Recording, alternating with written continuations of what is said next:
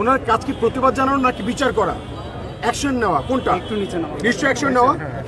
So উনি action না নিয়ে উনি প্রতিবাদ জানাতে গেছেন, নটাঙ্কি, নাটক। এই নাটক তো আমরা দেখতে চাই না, আমরা এটা তীব্র নিন্দা জানাই। আপনি এখানে কেন আসেন? আপনি হচ্ছে আপনার উপদেষ্টা পরিষদকে নিয়ে বসে হচ্ছে কিভাবে অ্যাকশন নেবেন সেটা নেন, সংস্কারের জন্য হচ্ছে যা করা লাগে সেটা করেন। তা না আপনি এখানে আসেন কি সিনেমা দেখাইতে? কিসের সিনেমা এটা?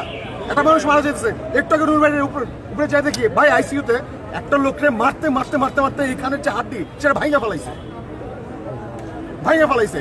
লোকটা যদি সেন্সলেস হয়ে যেত তার একটা কথা, কিন্তু তার সেন্স আছে, সে কষ্ট পাচ্ছে, কাতরাইতেছে, তার কাতরাই দেখানো যেতেছে, দেখার মতো না, ভয়ঙ্কর অবস্থা। সে আসছে এখানে নটাঙ্কি করতে, তাহলে মানুষ হচ্ছে তাকে ভুয়া বলবে না, কি বলবে? আসলে ভুয়া, অবশ্যই ভুয়া। সে তো জানে না হচ্ছে কি করতে হবে। তাদেরকে বলবো অতি দ্রুত 24 ঘন্টা যেন আপনাদের না লাগে, তার আগে যারা এটা নির্দেশ দিয়েছে এবং যারা এই অকারেন্সটা ঘটাইছে তাদের প্রত্যেককে বিচারের আওতায় আনতে হবে, এবং কোনোভাবে এই আওয়ামী স্বৈরাচার পুলিশ, স্বৈরাচার আর্মি যেন মাথা চাড়া দিয়ে উঠতে না পারে। সেই জন্য যোগ্য পুলিশ বা যোগ্য নেতৃত্বকে সামনে আগায় নিয়ে আসেন এবং হচ্ছে আপনি অ্যাকশনে যান। জুলাই অভ্যুত্থানের শক্তিদের মুখোমুখি হবেন না, হাসিনা টিকতে পারেন না, আপনার কোন কি? রনি ভাই, অনেকে বলছে যে আপনি স্পষ্টবাদী, সত্যবাদী, মাঠে ছিলেন সেই হাসিনা সরকারের আমলেও, কিন্তু আপনার এখানে গণঅভ্যুত্থানের পরে আপনার সেই মানসম্মত একটা জায়গাও আপনি নেই এবং আপনার কোনো ভূমিকাও নেই। এই ভাই আসলে আমার কথা বাদ দেন, নূর ভাই কথায় ফোকাসে আসেন। আর আমি একজন স্টুডেন্ট, আমি আমার মানসম্মত জায়গায় ছিলাম।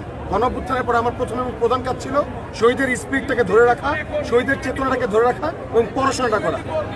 পড়াশোনা করেছি, আমি আমার কাজটা করেছি, তারা কি তাদের কাজটা করেছে? আমি কথা দিয়ে বলতে পারি 100% অ্যাটেন্ডেন্স আছে আমার ডিপার্টমেন্টে, যে আমি ক্লাস করেছি রেগুলার, আমি লাইব্রেরিতে গিয়েছি, পড়াশোনা করেছি, দেশকে সামনে এগিয়ে নেওয়ার জন্য একজন দক্ষ যুবশক্তি অর্জনের প্রস্তুতি নিয়েছি। তারা কি করেছে? তারা কি তাদের দায়িত্ব পালন করেছে? আপনারা সেই প্রশ্নটা করেন।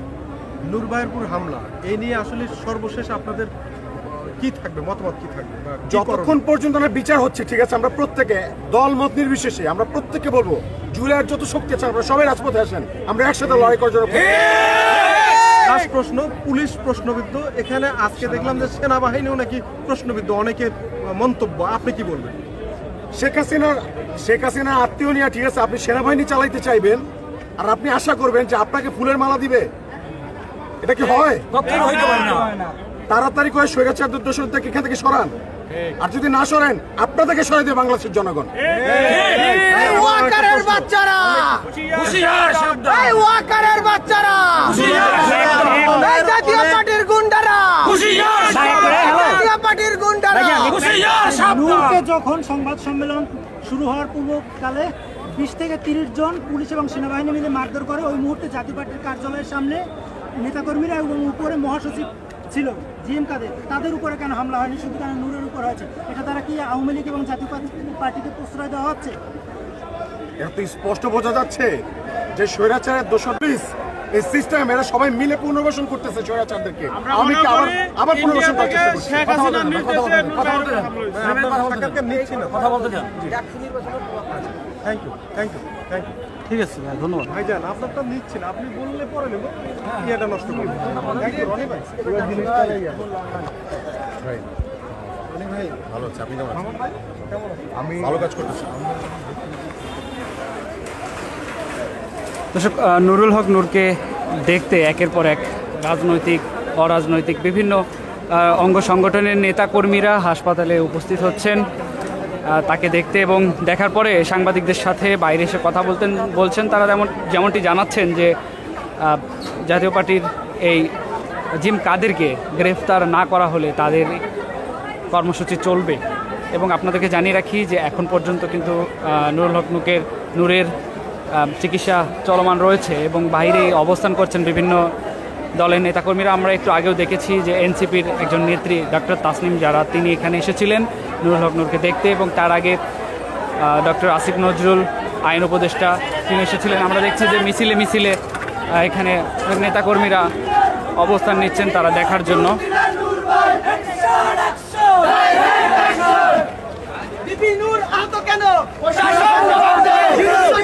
হাসপাতাল প্রাঙ্গণে মিছিল নিয়ে আসছেন বিভিন্ন নেতা কর্মীরা এবং এখানে যারা সাধারণ রোগীরা চিকিৎসা নিচ্ছেন তারাও অনেকে জানিয়েছেন যে তাদেরও অনেকটাই সমস্যার সম্মুখীনে পড়তে হচ্ছে। এবং আপনাদেরকে জানিয়ে রাখি যে নুরুল হক নূরের অবস্থা আশঙ্কাজনক রয়েছে, তার উন্নত চিকিৎসা চলছে ঢাকা মেডিকেল কলেজ হাসপাতালে।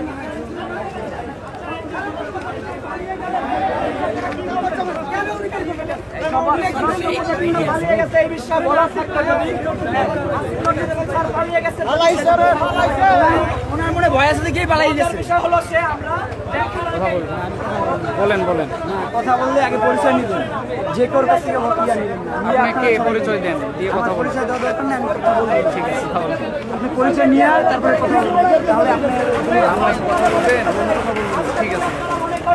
নূর ভাইয়ের উপর আঘাত হয়েছে, এটা ভুল ধারণা, এটা সারা বাংলাদেশের উপরে আঘাত হয়েছে। অতএব কথা একদম লাউড অ্যান্ড ক্লিয়ার, আমরা সাথ দিচ্ছি কিন্তু ছেড়ে দেব না। আমরা এই 24-এর অভ্যুত্থান ঘটাইছি, কোন নূর, কোন রাশেদ, কোন তারেক রহমান সহ কোন ব্যক্তিকে আক্রান্ত করার জন্য না। আমরা এই 24-এর অভ্যুত্থান ঘটাইছি একটি সুন্দর বাংলাদেশ উপহার দেওয়ার জন্য। এই যে আপনারা যে উপদেষ্টা আছেন, আপনাদের দাবিগুলো তার মাধ্যমে